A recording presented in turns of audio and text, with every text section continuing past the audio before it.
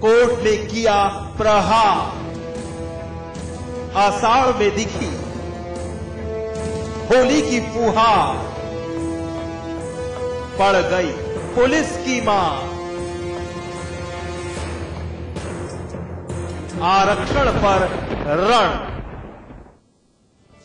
नमस्कार, आपके साथ मैं अतुल अग्रवाल हूं। इलाहाबाद में सामान्य वर्ग के पीसीएस प्रतियोगियों का दर्द जब हाई कोर्ट ने सुना तो प्राथमिक उपचार के तौर पर इंटरव्यू पर 10 दिनों के लिए रोक लगा दी। आयोग के दिए आरक्षण के जख्मों पर अदालत ने मरहम लगाया तो इलाहाबाद में उत्सव मनाया जाने लगा, होली मनाई जाने लगी। होली का हुड़दंग कुछ ऐसा मचा कि प्रतिभागियों ने दुकानों में तोड़फोड़ करना शुरू कर दिया। फिर पुलिस ने होली के में हिस्सा ले लिया। शुरू हो गई लठमार होली, लट्ठों की होली, रंगों की जगह लाठियों की बरसात शुरू हो गई, वो भी दे दनादन, तड़ातड़, ताबड़तोड़। इस मुद्दे पर बात करेंगे। अमिताभ अग्निहोत्री जी हमारे साथ हैं, आप हमारे मैनेजिंग एडिटर हैं। इसके अलावा आपको हम लखनऊ लेकर चलेंगे। भवन प्रताप सिंह हैं, आप छात्र नेता हैं, आपसे भी इस मुद्दे पर बातचीत करेंगे। इसके अलावा आज चूंकि प्रदेश भर में हंगामा बहुत बरपा है, इसलिए अधिकांशतः जो दलों के नेता हैं वो अलग अलग जगह धरना प्रदर्शन कर रहे हैं। सपा, बसपा, भाजपा, कांग्रेसियों से हमारी बातचीत हुई। अधिकांशतः नेता जो हैं वो इस मुद्दे पर राजनीतिक रोटियां सेंकने में व्यस्त हैं, इसलिए इस गंभीर मुद्दे पर समाचार प्लस की बहस में वो फोन लाइन पर शामिल होने के लिए तो हामी भर रहे हैं, लेकिन हमारी ओबी वैन पर या हमारे स्टूडियोज में आने को इसलिए तैयार नहीं है कि सरकार के खिलाफ जो गुस्से की आग धधक रही है, इसमें वो रोटियां सेकना चाहते हैं, इसलिए व्यस्त हैं, ये उन्होंने हमसे कहा है। खैर, फोन पर हम अलग अलग पार्टियों के तमाम नेताओं को जोड़ेंगे अपने साथ। तो यूपी पीसीएस आरक्षण मामले पर सुनवाई करते हुए इलाहाबाद हाई कोर्ट ने एक बड़ा आदेश दिया। हाई कोर्ट ने 10 दिनों के लिए 26 तारीख को होने वाले इंटरव्यू पर रोक लगा दी। यही नहीं, अदालत ने आरक्षण के नए नियमों पर अपना फैसला सुरक्षित भी रख लिया है।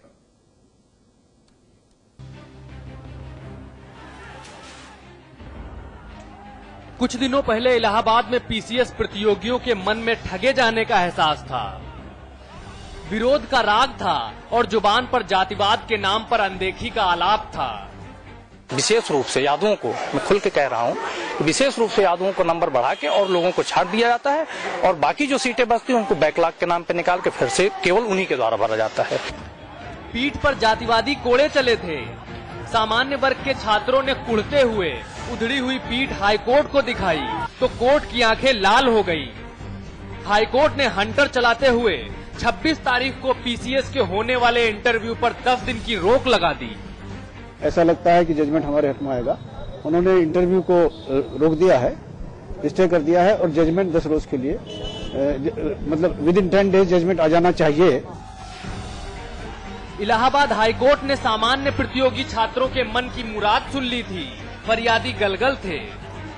इसको शब्दों में व्यक्त नहीं कर सकते हमें कितनी खुशी, क्योंकि हमने इसके लिए पूरा जीत जान लगा दिया था, इसलिए हम काफी खुश हैं। इलाहाबाद में पहली बार सोमवार को आषाढ़ के महीने में फागुन उतर आया था। होली के पहले ही सामान्य वर्ग रंगों से सराबोर हो गया था। तो आयोग में आरक्षण के नियमों में बदलाव के कारण जो हाईकोर्ट में केस था उसमें अब स्टे हो गया है। इस वक्त हम हिंदू हॉस्टल चौराहे पे हैं, आप देख सकते हैं किस तरीके से लड़के अपना खुशी मना रहे हैं और अबीर गुलाल उड़ा रहे हैं, मानो होली आ गई हो। लेकिन बिन मौसम की ये होली ज्यादा देर टिक नहीं सकी। देखते ही देखते जीत की ये आषाढ़ी होली लठमार होली में बदल गई। आरक्षण विरोधी प्रतियोगियों ने जीत के जश्न में दुकानें तोड़नी शुरू कर दी तो मौजूद पुलिस ने कुछ नया नहीं किया। सामान्य तरीके से सामान्य प्रतियोगियों को जो जहां मिला लठ बजाने शुरू कर दिए और भगवान की कसमें भी लाठियों के वेग को कम नहीं कर पाई। बचने के लिए एक शिकार कीचड़ में उतर गया, लेकिन शिकारी तो शिकारी होता है, शिकार को हर हाल में फंसा ही लेता है। इलाहाबाद की सड़कों पर खूब शिकार किए गए। अब 10 दिन तक इंतजार होगा। 10 दिन बाद ही पता चल पाएगा कि आरक्षण का ऊंट किस करवट बैठेगा।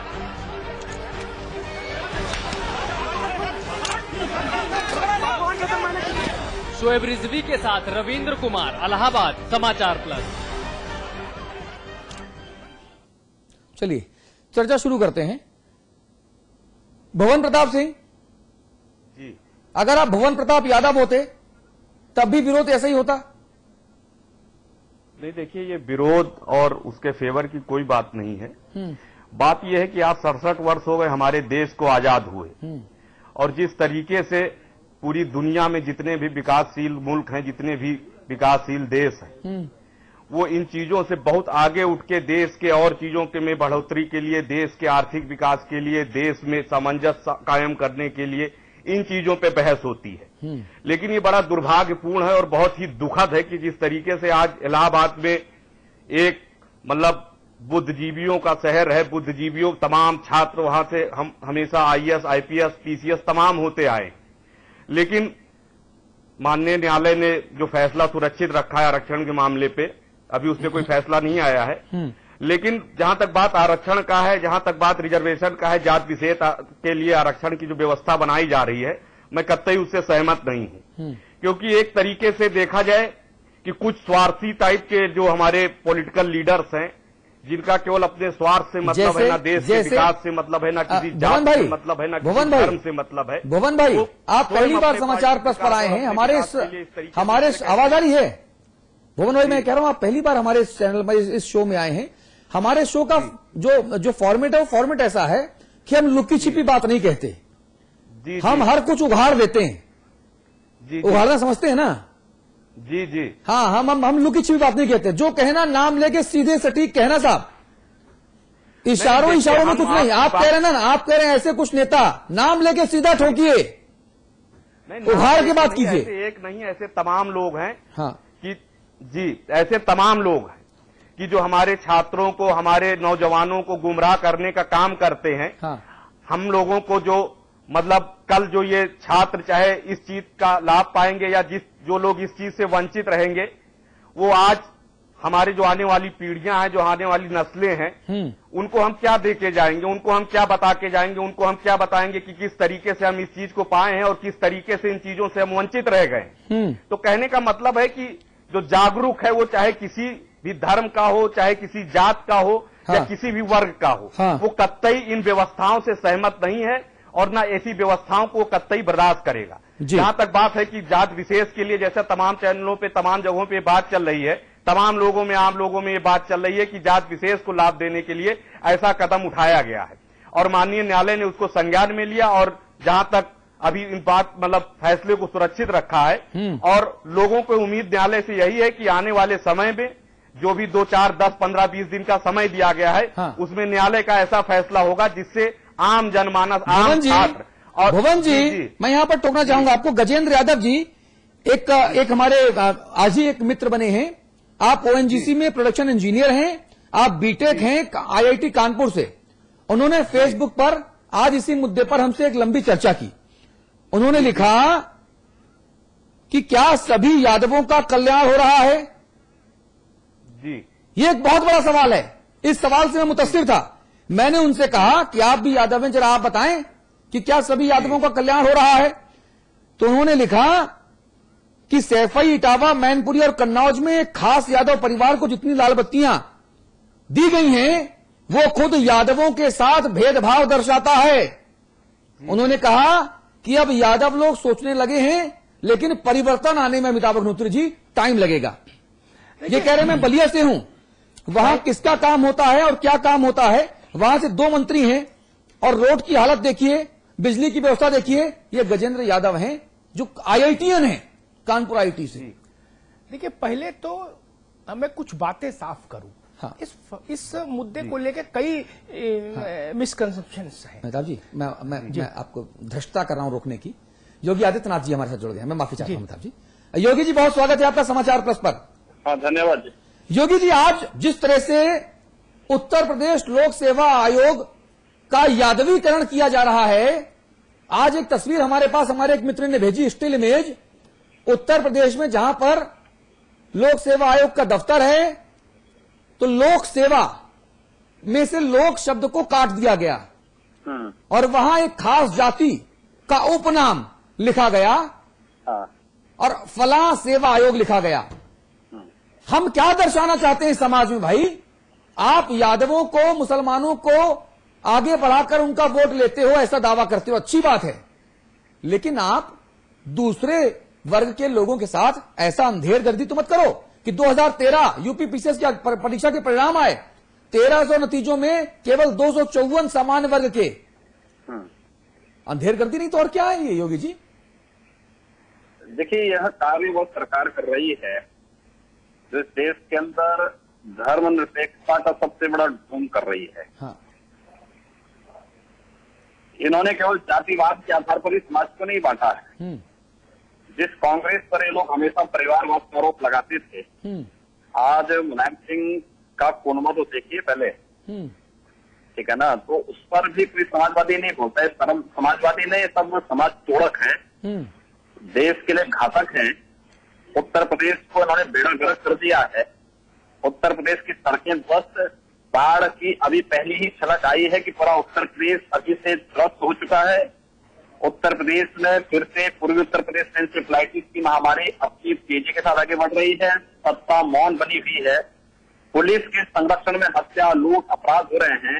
गोरखपुर में और आजमगढ़ में जिस प्रकार की घटनाएं भी हाल ही में हुई हैं, तो इनसे उम्मीद क्यों करते हैं? देखिए, फर्स्ट से ही हम लोग मान चुके हैं कि उत्तर प्रदेश को अराजकता की ओर जाना है और ये सरकार वो करेगी। मुझे लगता है कि जनता को देखना पड़ेगा। लोक सेवा आयोग में तो उन्होंने अयोग्य लोगों को पहले से भेजा और मुलायम सिंह एक्सपोज हुए हैं। एक तरफ जिन्होंने संसद में प्रमोशन इन रिजर्वेशन वाले बिल पर उसका विरोध किया था, और दूसरी तरफ लोक सेवा आयोग में जिस प्रकार का नग्न तांडव हुआ है और कोर्ट के आदेश के बावजूद जिस प्रकार का इन्होंने नग्न तांडव किया है, मुझे लगता है कि वो अत्यंत शर्मनाक था और इस पर रोक तो लगनी ही चाहिए।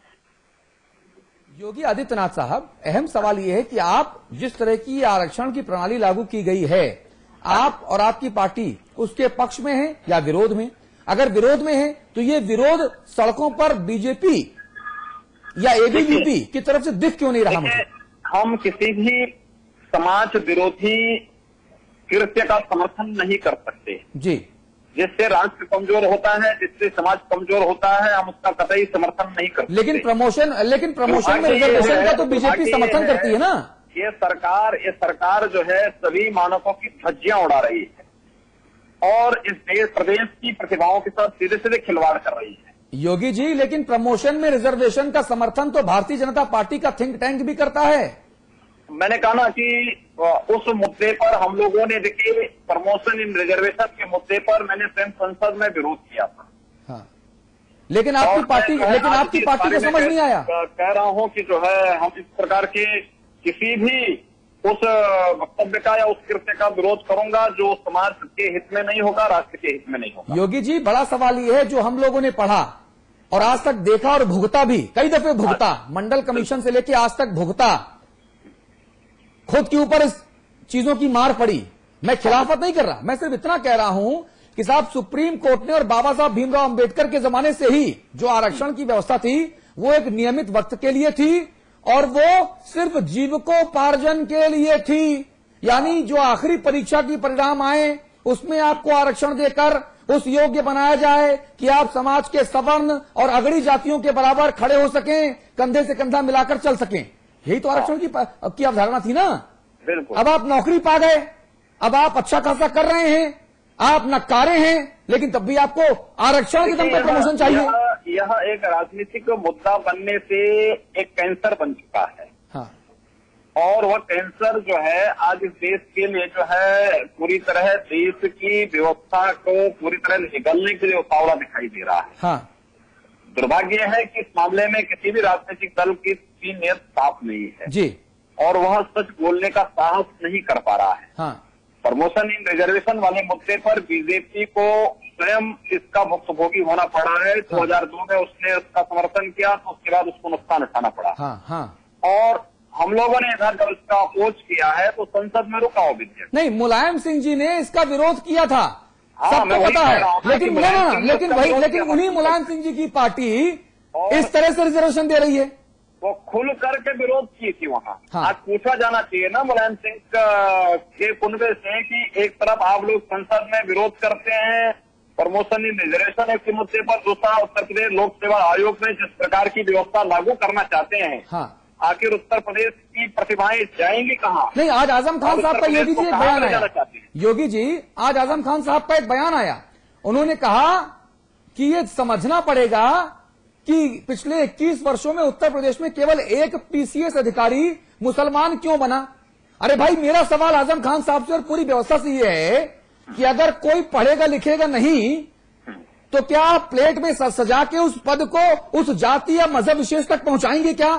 भाई, इस देश में या प्रदेश में मुसलमानों को, यादवों को या किसी जाति विशेष या मजहब विशेष के लोगों को कॉम्पिटेटिव एग्जाम में बैठने की प्रतिबंध तो नहीं है ना? बिल्कुल नहीं। आप बैठिए, पढ़िए और पद हासिल कीजिए। बिल्कुल। क्या दिक्कत है उसमें? क्योंकि आजम खान से अच्छे वक्तव्य की उम्मीद क्यों करते हैं? जो एक नकारात्मक सोच के साथ जो व्यक्ति बैठा है, हाँ, उससे अच्छाई की उम्मीद करना तो अपने अपने बेईमानी होगी। और आजम खान जैसे लोग समाज तोड़क बयान हमेशा देते रहे हैं और देंगे भी। हाँ, जरा वो बयान हम चाहते हैं कि आप भी सुन लें।